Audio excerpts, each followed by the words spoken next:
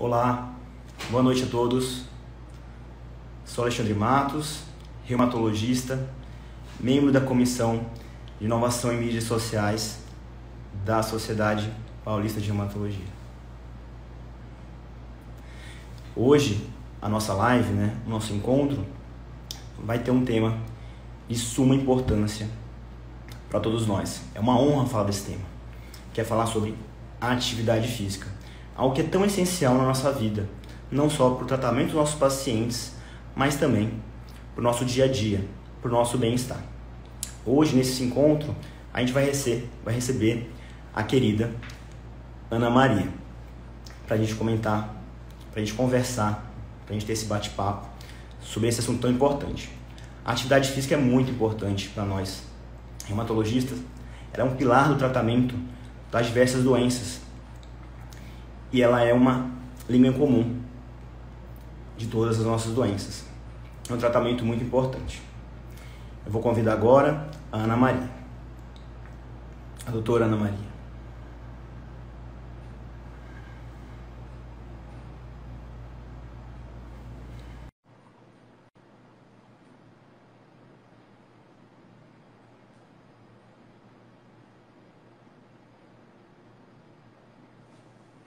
Só um momento. Aguardando a doutora Ana Maria entrar na nossa live.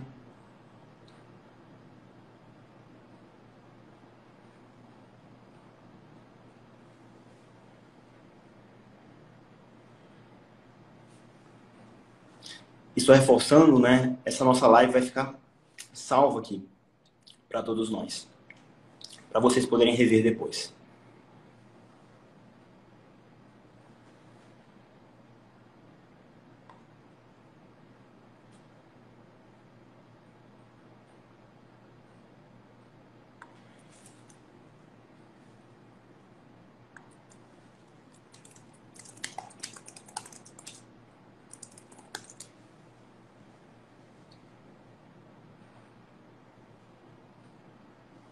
Só um momento.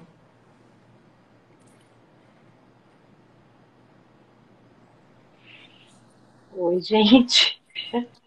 Boa noite. Boa noite, Foi doutora. difícil, mas eu consegui.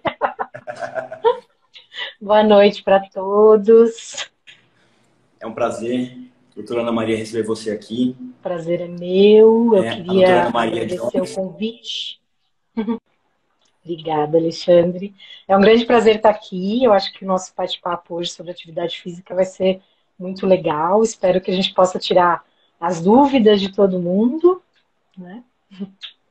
Vamos lá. A doutora Ana Maria Jones é fisioterapeuta, é especialista em reumatologia, é responsável pelo setor de reabilitação em reumatologia da Unifesp, e eu tive o prazer de ser aluno dela durante a minha residência. Muito do que eu sei hoje é graças a ela, e é uma honra estar aqui com ela nesse momento, discutindo esse assunto que é tão importante para a gente. Pessoal, as dúvidas que vocês estão tendo, as perguntas, podem mandar para a gente, por favor, aqui no bate-papo. Para a gente vai ser muito bom poder compartilhar e aprender em conjunto nessa live. Ana Maria, uma dúvida que às vezes muitas pessoas têm, sobre atividade física, é o que é atividade física, o que é exercício físico, o que é esporte. Tem diferença, não tem? O que a gente precisa saber Tem disso? diferença. Tem um pouquinho de diferença. Na verdade, o exercício físico e o esporte estão dentro da atividade física, né? Então, para a gente começar, a gente vai falar um pouco do que é atividade física. Atividade física é qualquer movimento que a gente faça, a gente movimenta os nossos músculos, as nossas articulações, e a gente aumenta o nosso gasto energético, né? Então, qualquer movimento, se eu levanto da cadeira e vou até a sala, eu estou fazendo uma atividade física. Se eu subo um lance de escada, eu estou fazendo uma atividade física. Então, sempre que eu aumento o meu gasto energético, isso é uma atividade física. Já o exercício físico é um pouco diferente.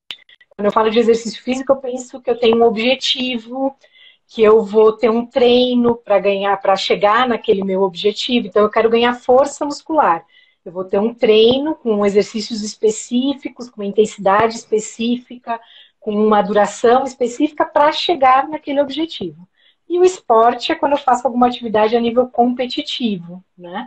Eu estou levando aquele meu exercício a um nível competitivo, eu estou querendo participar de algumas provas, de alguma coisa, mas eu estou buscando um nível já um pouquinho mais avançado do que só fazer o exercício físico como um lazer ou para ganhar saúde, né? Perfeito. Isso é importante, né? Porque a gente sabe que a atividade física, né? A gente ser ativo é importante, mas também entender o que é exercício físico também é muito importante, porque tem implicação, diferença no tratamento, né? Algumas coisas melhoram com só a gente ser mais ativo e outras coisas só vão melhorar realmente se a gente fizer exercício físico, né? Como, por exemplo, dor, função, a gente só vai, às vezes, acabar melhorando isso se a gente fizer um exercício físico, algo programado. Por isso que é tão importante a gente entender esses conceitos do ponto de vista de tratamento. E, Sim.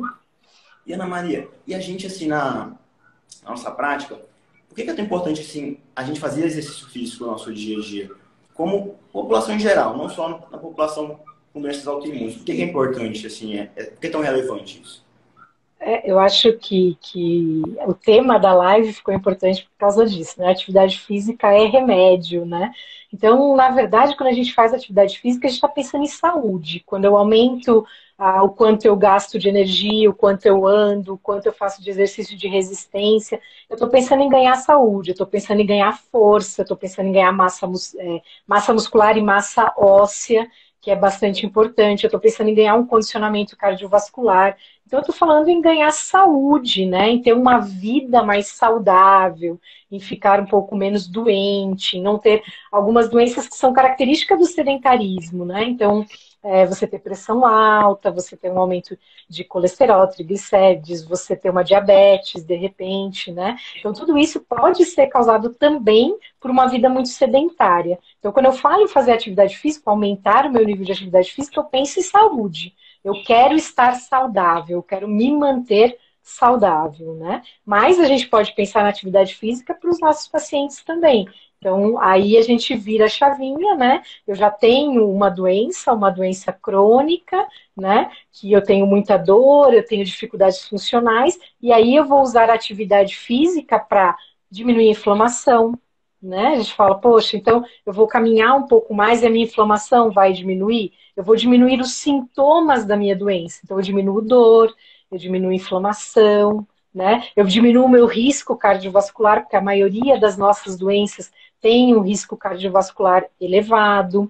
Então, quando eu estou falando numa atividade física, num exercício físico para os nossos pacientes com doenças reumáticas, eu estou falando, além de ganhar saúde, que é importante, controlar os sintomas da doença dele, que é extremamente importante. E às vezes a gente faz isso melhor com atividade física do que com medicação. Por isso que a atividade física vira um remédio, né? E que a gente tem que fazer direitinho. Do mesmo jeito que eu tomo o meu remédio de pressão, do mesmo jeito que eu tomo o meu remédio da artrite reumatoide ou da osteoporose, eu faço exercício todo dia também. Né? Então, a pílula está aí e que ajuda, às vezes, muito mais do que uma medicação. Perfeito, né? Atividade física e exercício físico, eu gosto de falar geralmente com os pacientes que é uma oportunidade, né? Uhum. É uma oportunidade de você, aos poucos, nas suas limitações, mas você progredir e muitas vezes melhorar os seus sintomas. Né? Muitas vezes você melhorar a sua atividade da sua doença, você se tornar mais funcional, você ganhar qualidade de vida. Isso por conta própria, né? Sem nenhuma medicação Uhum. externa. Então, a atividade Exatamente. física realmente, que é a importância dessa live é falar disso, né? Que a atividade física tem que ser como nós somos com feijão, como o nosso sono, né? É muito Uhum. importante para quem tem doença autoimune, para quem tem dor crônica, para a gente também, né? Como ser humano. E é algo que a gente tem que Sim. estar no nosso dia a dia. A gente não pode só falar para o paciente fazer, né? A gente tem que Não fazer pode. também. A gente também tem que buscar saúde, né? Um envelhecimento mais saudável, né? Tudo isso. A Juscelia, a gente comentou aqui que ela tem artrite reumatoide e sofre bastante com dores, né? E essa é uma questão bem importante. Então, a Juscelia tem uma doença, né? Uma doença reumática. Ela tem que estar controlada, então tem toda a parte medicamentosa que é super importante para estar com essa doença estável e controlar essa inflamação. Mas a pergunta é: será que a Juscelia pode fazer exercício?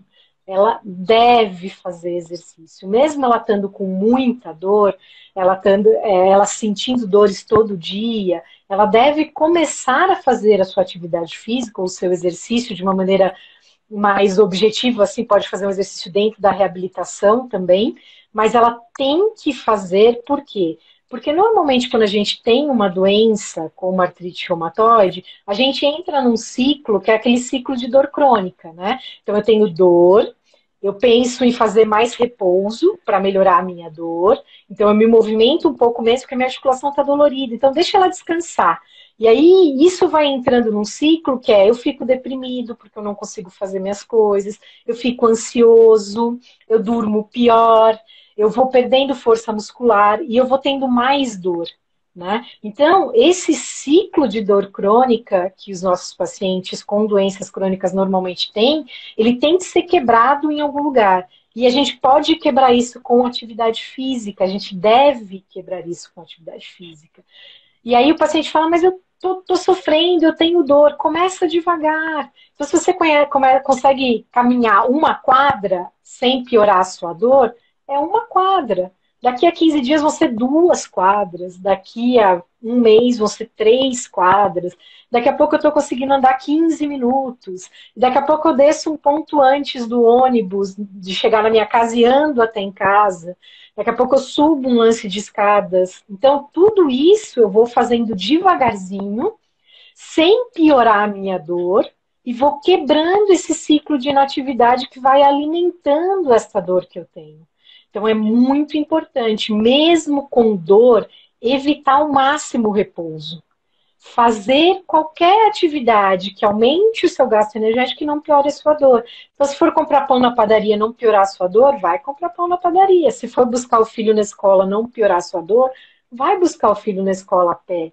Né? Então, todas essas pequenas atividades. E tem uma outra coisa importante que é interessante a gente falar, que não adianta, por exemplo, eu caminho meia hora e depois eu passo 8 horas sentado sem levantar. Esse é o nosso tempo sedentário, né? Então, assim, eu tenho que me movimentar mais durante o meu dia. Se eu tenho um trabalho sedentário, né, que é ficar na frente de um computador, por exemplo, 8 horas por dia, às vezes 10, nessa pandemia o povo começou a aumentar demais a carga de trabalho em casa, né?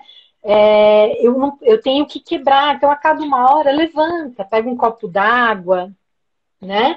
Não pode ficar só ali sentado o tempo todo. Faz uma ligação, se você tiver que falar com alguém no celular, faz uma ligação andando pela casa, pelo escritório, no corredor. Quebre, a cada 1 hora levante, saia da posição que você está ali parado, faça algum movimento, movimente os seus músculos, movimente as suas articulações. Se você sabe fazer algum alongamento, faça um alongamento nesse momento, mas se movimente. Não adianta só fazer aquela atividade física meia horinha e o resto do dia ficar o tempo todo ali sentado sem se movimentar. Então, é importante não deixar esse tempo sedentário do nosso dia ser muito grande, né? Perfeito, a gente tem que reduzir, né, nosso comportamento sedentário. Hoje em dia, né, para quem tem acesso ao que tem sido vendido, são aquelas mesas que a gente consegue subir um pouquinho a altura, né? E aí, em vez de você trabalhar sentado, você consegue trabalhar em pé. Isso também reduz um pouco o nosso comportamento sedentário. Isso é bem legal. E às vezes o cara não tem, por exemplo, isso, mas ele tem uma bancada mais alta em casa. Então tira o notebook, põe na bancada, fica um tempinho em pé, trabalha um tempinho em pé, sai daquela cadeira, senta no sofá um pouquinho e muda a posição, né? Vai tentando alternar as posições para você não ficar muito tempo numa determinada sua postura, que também pode dar problemas, como encurtamentos, né? Como outras coisas que podem estar associadas a essas posturas. Mas essa mesinha é muito legal, ela é hidráulica, né? Ela sobe e desce. E outra coisa que o Dr. Fábio Geni está falando aqui é sobre os dispositivos que a gente tem no relógio, que a gente tem no celular, que conta os números de passos, né? Então são os acelerômetros ou os pedômetros, como a gente chamava antigamente. Eles marcam ali a quantidade de passos que eu dei por dia, né? O quanto eu me movimentei naquele dia. Então, normalmente a gente fala, se eu conseguir chegar nos 10 mil, é um número legal. Então, eu posso tentar durante o meu dia, quebrando esses comportamentos sedentários, me movimentar mais e contar isso no meu smartwatch, no meu smartphone, né? Que ele vai contar isso e aí você vai conseguir, né? Eu dou 2.000 passos por dia, tá ruim, né? Amanhã você dá 2.500. No outra semana você dá 3, e aí você passa para 4, e aí você chega no 6, e aí você vai aumentando isso gradativamente. E qual é o motivo de fazer isso? Você vai começar a se sentir melhor, você vai começar a sentir menos dor, você vai começar a sentir que a sua inflamação está mais controlada, você vai se sentir menos ansioso, menos depressivo, vai conseguir fazer essas coisas aumentando gradativamente, sem sofrimento. Não é para Perfeito. começar a fazer atividade física, exercício físico e ter dor e depois não voltar nunca mais na academia. A gente tem que ser bem gradativo para conseguir chegar lá na frente onde a gente quer, né? Devagar e sempre, né, doutora? Devagar e sempre, isso aí. Teve um estudo com os pacientes com fibromialgia, né, que avaliou isso, né? Eles mediram Sim. a quantidade de passos por dia. Aquelas pessoas que aumentaram 1.000 passos por dia e tiveram mais de 5.000 passos no dia, e conseguiram aumentar, só aumentaram 1.000 passos. Essas pessoas tiveram ganhos, tiveram redução de dor, teve ganho de função. Então, assim, a gente tem que estar falando de pequenos incrementos. A gente vai ter nossa meta, Sim. a gente vai ter esse nosso objetivo, mas isso é a longo prazo, isso não precisa ser para amanhã, né? Para amanhã é aumentar só um pouquinho, é devagar e sempre, de maneira incremental, né? Não adianta quem dá 2.000 passos por dia querer no outro dia dar 10.000, né? Aí não tem como, né? Mas devagarzinho a pessoa vai aumentando, né? Até conseguir ir ganhando mais e chegar naquele objetivo lá para frente. Não adianta ter pressa, porque a pressa só vai fazer ter mais dor e aí parar de fazer a atividade ao invés de aumentar, né? Perfeito. Dr. Fábio Jennings perguntou sobre HIIT nos pacientes com doenças reumáticas. Depende de que fase da doença o paciente está. Se ele está numa fase mais aguda, provavelmente ele não vai conseguir fazer o HIIT, né? Que é o treino intervalado de alta intensidade, né? Então você faz alguns movimentos bem acelerados e daí você tem um descansozinho e aí você vai fazendo pequenos intervalos e acelerando a intensidade dos exercícios, né? Se o paciente está numa fase mais controlada, com menos dor, ele consegue fazer. Mas uma coisa importante é que mesmo o HIIT a gente consegue adaptar, né? Então, eu posso começar numa intensidade que seja alta para aquele paciente, mas que para um outro paciente seja muito fraca. Então, eu vou fazer, por isso que é importante a avaliação individualizada, né? Eu consigo fazer um HIIT numa intensidade própria para aquele paciente e consigo ter benefícios com isso. O mais importante é que estudos com HIIT ou com outros exercícios de alta intensidade mostram que não piora a atividade da doença. Então, a gente pode e deve ir aumentando o ritmo, a intensidade dos exercícios, e isso não vai piorar clinicamente o paciente. Né? A gente vai devagar e sempre, como o Alexandre falou, mas vai aumentar o ritmo, vai chegar em alta intensidade, né? Mas é importante, como está falando aqui, eu perdi o nome da pessoa, individualizar, né? Levar em conta as características individuais, fazer uma avaliação individual, ver qual a força muscular que aquele paciente específico tem, qual a amplitude de movimento que ele tem, como é que ele pode trabalhar, né? Individualmente. O Fábio está falando aqui sobre. Perdi, O risco de Fábio. fratura por Sobre. insuficiência em pacientes com osteoporose. Isso. Paciente de osteoporose, a gente tem que tomar cuidado, né? Porque ele está com uma massa óssea reduzida, então a gente vai evitar alguns exercícios, alguns movimentos extremos, como uma extensão muito grande, ou uma flexão, ou uma rotação muito grande, né? Mas a gente tem que trabalhar nesse paciente força muscular, né? A gente precisa colocar um pouco mais de resistência até para ele ganhar um pouco mais de massa óssea, né? Alguns pacientes perguntam sobre atividade aquática, isso, né, para os pacientes osteoporóticos. A gente antigamente tinha um pouco de receio, a gente pensava mais em musculação, num treino com mais resistência, mas a gente já viu que a terapia aquática ganha pouquinho de massa óssea, mas também não perde. Então, também pode ser um tipo de atividade que o paciente possa fazer, mas o mais importante para esse paciente é evitar esses movimentos muito no extremo, principalmente de coluna, né, do eixo axial, e fazer exercícios com carga e com um pouco de impacto, tá? Mas sempre tomando cuidado, começando muito devagar, porque esse é um paciente que tem um risco de fratura, né? Então a gente vai começar devagar, mas a gente vai colocar carga, a gente vai incrementar carga para todos os nossos pacientes. A gente tem que ir aumentando a carga gradativamente, né? E ir aumentando para que esse paciente vá ganhando. Se eu treino, é que nem a gente na academia. Se eu treino sempre com a mesma carga, eu só vou ter força para fazer aquela carga. Se eu vou aumentando, incrementando carga com a devida consciência, eu consigo ganhar força muscular sem me machucar, né? É muito Isso é importante. importante para os pacientes com osteoporose. Importante atividade física no paciente com osteoporose. Aqui o Marco comentou. Desculpa.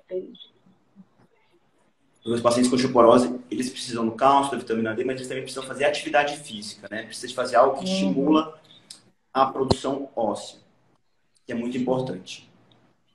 Tem um comentário aqui do Marco. A participação de todo mundo, né? Agradecer a participação de todo mundo, em especial da nossa presidente, da dona Fice. É um prazer para a gente estar aqui falando desse tema que é tão importante, que permeia todas as doenças, né, da reumatologia e que é um tratamento em comum para todas as doenças. Por isso que é tão importante a gente falar disso. Com certeza. Um abraço, Nafice. O Marco aqui está comentando que fazer exercício é uma oportunidade, e é mesmo, é uma oportunidade que não pode ser deixada para depois, com certeza. O paciente tem que fazer e tem que entender o porquê que ele está fazendo isso e quais os ganhos que ele vai ter. E a educação nesse momento entra também, né? Então, para o paciente reumático é praticamente obrigatório fazer, respeitando as características e as limitações individuais, é isso mesmo.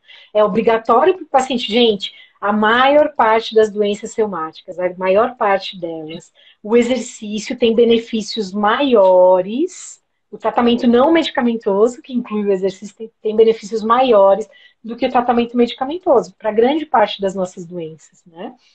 Então, a gente não pode deixar isso passar. E é uma coisa que depende da gente, né? Do paciente ali, levantar do sofá e ir fazer, aumentar o seu gasto energético, fazer atividades físicas, participar de projetos de exercícios físicos voltados para pacientes que tenham a mesma doença ou não, né? Mas é importantíssimo que o paciente faça esses exercícios, né? Tem que fazer aquele exercício que realmente ele acaba se adaptando melhor, que ele gosta mais. E até a gente pode comentar um pouco disso, né, doutora Maria? Se fosse para escolher, assim, né? Eu escolho qual exercício que eu poderia escolher para o paciente. Eu oriento ele a fazer um exercício aeróbio, uma musculação. O que eu oriento o paciente? Tá. Na verdade, o paciente com doença reumática, normalmente ele precisa de um pouco de tudo, né? Tanto que as recomendações do EULAR de 2018, ele fala de exercício aeróbio, ele fala de resistência, ele fala de exercício de flexibilidade e ele fala de treino neuromotor, né? Que daí são exercícios de agilidade, equilíbrio, né? Então, o paciente ele precisa de um pouquinho de cada, né? A gente falou no começo que a maioria das nossas doenças tem risco cardiovascular elevado. Então, obrigatoriamente, tem que fazer o exercício aeróbio. A maioria das nossas doenças tem dores articulares. Então, para a gente poder tirar a sobrecarga das articulações, a gente tem que fazer exercício de fortalecimento, né? Juntando tudo isso, a gente tem que ter também um treino de flexibilidade para o paciente conseguir fazer as suas atividades com uma flexibilidade melhor, sem tanta dor, né? E o treino neuromotor que também vai ajudar. Então ele precisa de tudo. Quanto de cada coisa vai depender de que fase que ele está. Mas na verdade o treino dele, o que ele precisa fazer é às vezes um pouquinho de cada coisa. Então um dia eu vou fazer um treino aeróbio, no outro dia eu vou fazer um treino de fortalecimento, que pode incluir a flexibilidade nos dois, no final do treino, eu posso ter um pouquinho de flexibilidade. No dia que eu faço treino de resistência, eu posso incluir o treino neuromotor. Então, na verdade, a gente não vai escolher um tipo de exercício, não tem como, porque cada exercício trabalha uma coisa diferente. Então, o ideal é que se faça uma junção de todos esses tipos de exercício para que o paciente chegue naquele benefício que ele quer. Né? Por isso que a avaliação individualizada é extremamente importante. Ouvir o paciente, entender o que o paciente quer e ter o seu olhar também de nós como profissionais de saúde do que é importante para aquele paciente. Mas claro que o paciente é quem escolhe que tipo de atividade ele vai fazer. Né? Eu não gosto de molhar o cabelo. Eu vou fazer uma atividade na piscina? Não. Eu gosto de caminhar no parque. Posso? Pode caminhar no parque. Eu gosto de. Tem que ser uma coisa que dê prazer. Atividade física tem que dar prazer. A gente tem que fazer uma coisa que a gente goste, porque senão eu pago a academia e não vou. Né? Senão é que como qualquer um, né? Quantas vezes a gente já pagou uma academia e não foi porque eu não gosto de fazer musculação. Não, isso acaba Eu gosto de financiando a fazer. academia, né? Acaba financiando a academia, Exatamente. A já academia sócio. sobrevive disso. A academia sobrevive de vender o plano de 12 meses, que é mais barato, e que a gente não vai. O Fábio gosta de caminhar no shopping também. Eu também gosto. É Só melhor caminhar. caminhar no shopping do que pedir no aplicativo, por exemplo. Se tiver conta de pegar. Exatamente. Ó, Ó, a Sandra está perguntando aqui, quais as...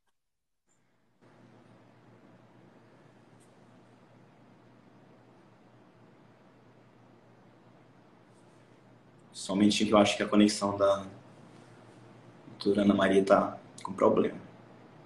Mas, aproveitando, né, a pergunta da doutora Sandra, quais orientações para os pacientes reumáticos que nunca fizeram atividade física e querem iniciar agora? Então, os pacientes que nunca, né, fizeram atividade física, é sempre importante a gente avaliar algumas coisas. Primeira coisa, esse paciente tem algum fator de risco cardiovascular? Se esse paciente tiver algum fator de risco cardiovascular, é importante que seja feita uma avaliação do ponto de vista funcional desse paciente. Dependendo, fazer um teste de esforço, um ecotranstorácico.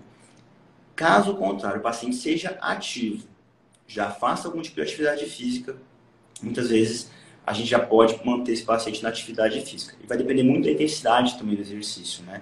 Se for progredir exercício, muitas vezes a gente precisa progredir, né? Para um paciente que está fazendo uma atividade física leve, moderada, vai para uma atividade física intensa, muitas vezes aí a gente precisa reavaliar o risco desse paciente.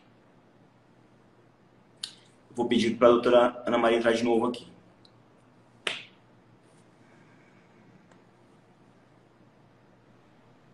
Oi. Tô?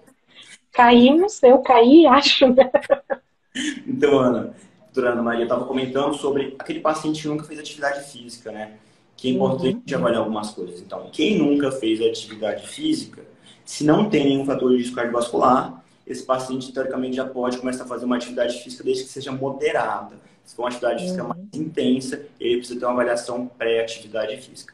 Se for aquele paciente que já é ativo fisicamente e não tem fator de risco cardiovascular, segue normalmente.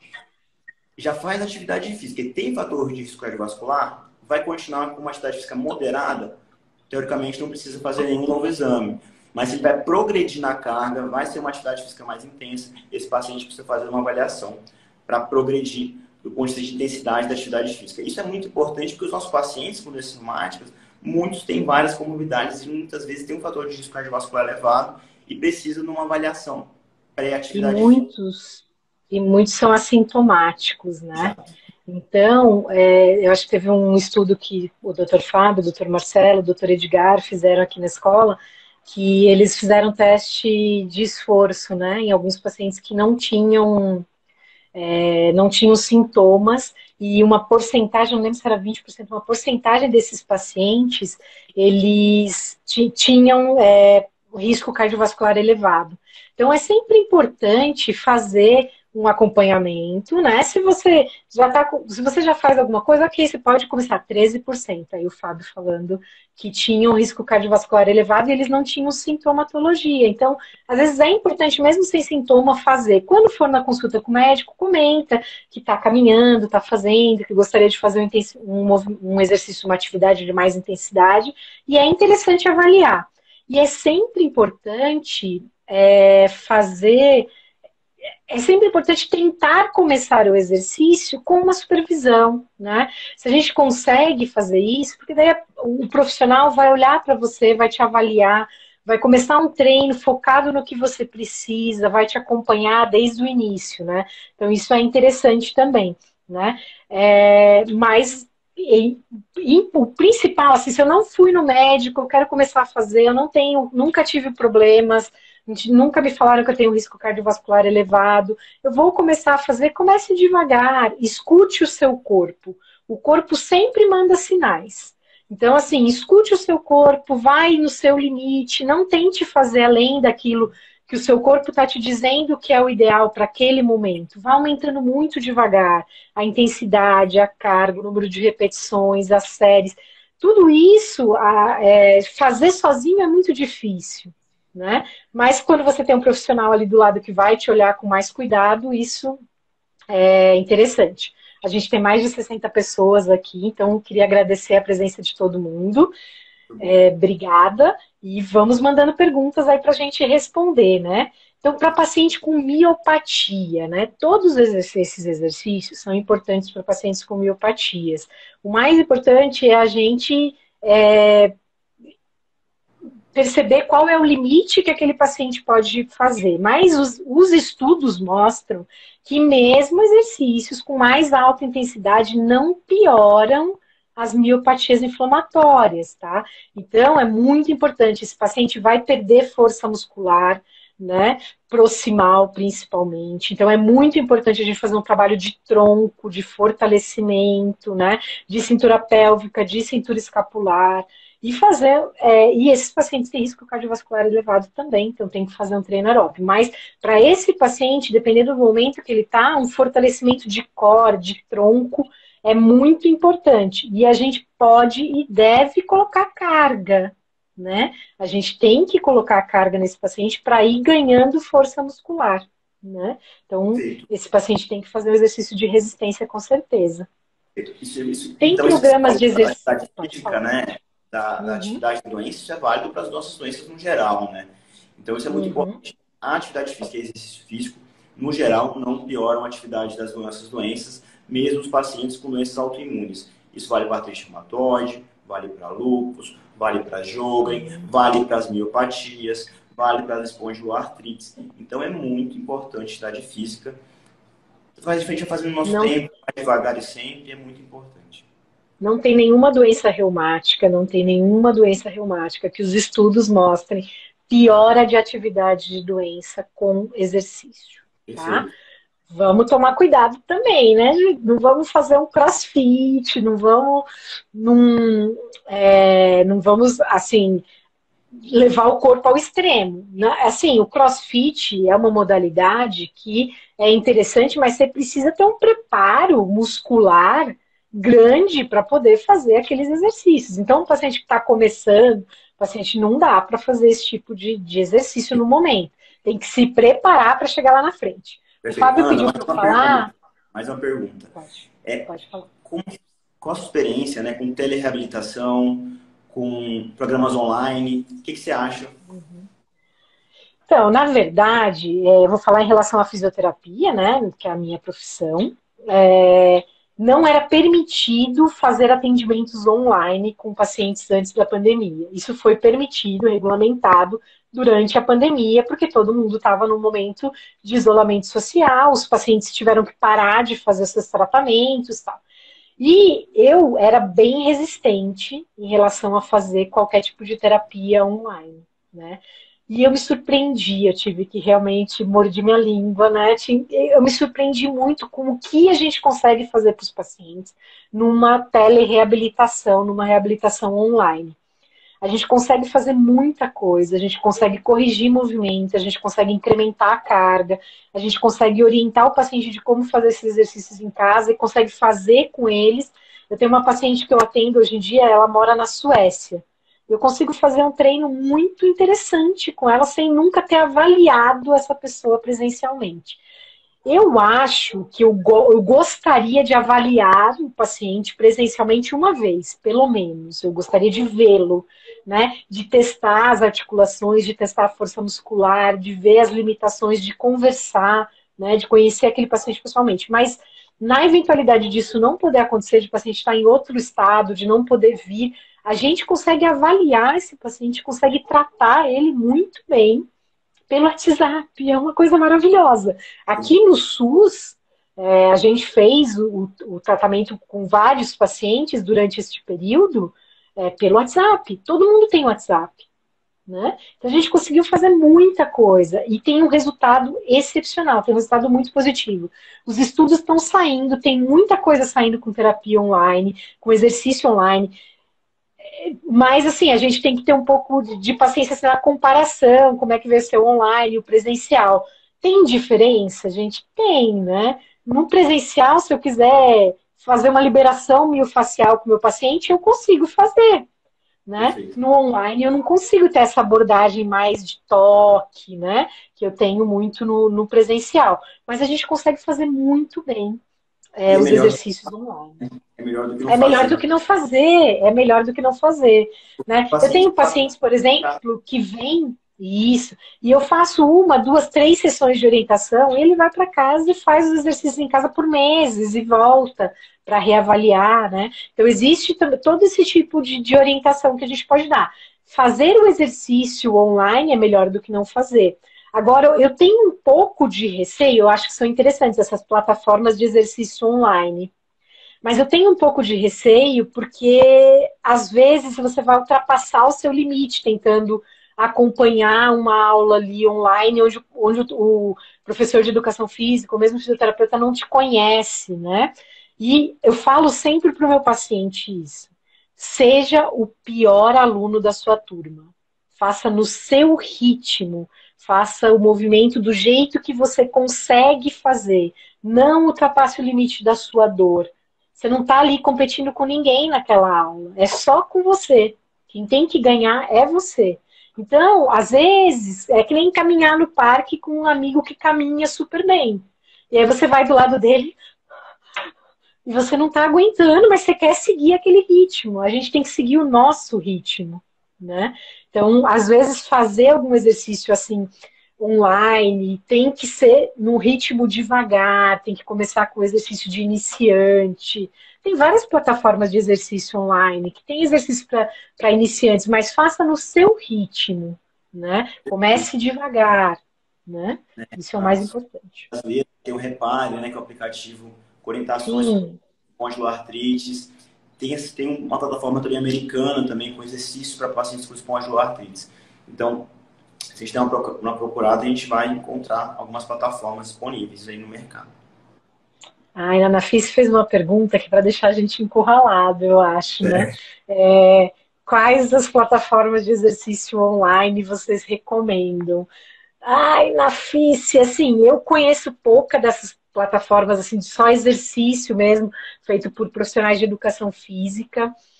Eu não costumo recomendá-las muito, não tenho muita experiência nelas. O que eu comento mais e falo é do Repare, que é um aplicativo que dá para baixar, que é próprio para pacientes com espondiloartrites, e aqueles exercícios podem ser feitos também por outros pacientes, né? Mas, assim, eu tenho um pouco de receio de falar alguma plataforma sem conhecer a fundo. Vou ficar te devendo essa, não fiz. Desculpa. O Repare a gente já falou, né? O aplicativo é um aplicativo que dá para baixar gratuitamente. Os exercícios que estão lá tem exercícios, tem vídeos de exercícios, tem fotos, tá falando como é que você pode começar, qual a intensidade que você começa, como você vai aumentando. Então, são exercícios próprios. Isso, Marcelo Pinheiro, que foi aí quem comandou o Repare. Muitos coraçõezinhos para você, Marcelo.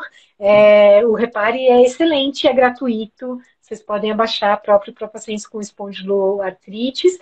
E a gente está pensando aí em novos aplicativos para outros pacientes, para ajudar. Durante a pandemia, a Sociedade Brasileira de Reumato soltou vários videozinhos que estão lá salvos, né, também de exercícios para fazer em casa. Então, acho que esses a gente pode fazer. Tem uma paciente, a Regiane está perguntando aqui, quando o paciente fala que não gosta de nenhuma atividade física, o que falar? E daí o convencimento é importante, né? É difícil falar se eu não gosto de nenhuma atividade física. Será que ele já fez tudo, né? Será que nunca gostei de fazer exercício físico? Tem tanta modalidade de exercício hoje em dia. Eu posso fazer pilates, eu posso fazer treino funcional, eu posso fazer HIIT, desde que eu... mais de relaxamento. Dança! Eu posso fazer dança. Tem evidência agora em várias doenças, na osteoartrite, na fibromialgia. Então, Tai Chi, né? Yoga. Habilidades, né? Tem muitas coisas que podem ser feitas. Então, não gostar de nada é duro, né? Exato. E eu acho que nosso tempo está acabando, né? A gente tinha 40 minutos aqui para conversar. Já? Obrigado, já. Passa muito rápido. Passou muito rápido, né?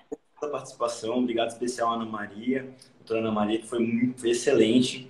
Acho que todo mundo aprendeu muito aqui. E é isso que a gente tem que focar na nossa vida, não só o paciente, a gente também como médico, a gente como pessoa, a gente tem que realmente fazer atividade física, a gente tem que colocar isso como uma prioridade na nossa vida.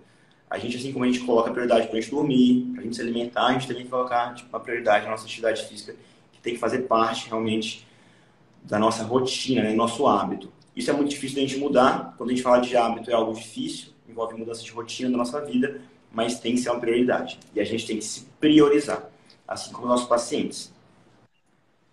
Eu acho que o paciente, né, ele tem que tomar conta do tratamento dele, né? Então, assim como ele tem que tomar o remédio, ele tem que fazer atividade física e isso tem que entrar na rotina dele. Então, a gente tem que... eu, como fisioterapeuta, o doutor Alexandre, como médico, a gente orienta o paciente, ele prescreve o remédio, eu prescrevo o exercício, mas quem tem que fazer o exercício é o paciente, né? Eu falo com meus pacientes na clínica, eu não faço por você, eu te oriento e você tem que fazer. Então, é muito importante que o paciente entenda o benefício da atividade física, que ele age sim como um remédio, né? Se ele não quer tomar... Tem muito paciente que fala, não quer tomar o remédio, mas faz o exercício que ele é o remédio que você teria que tomar, né?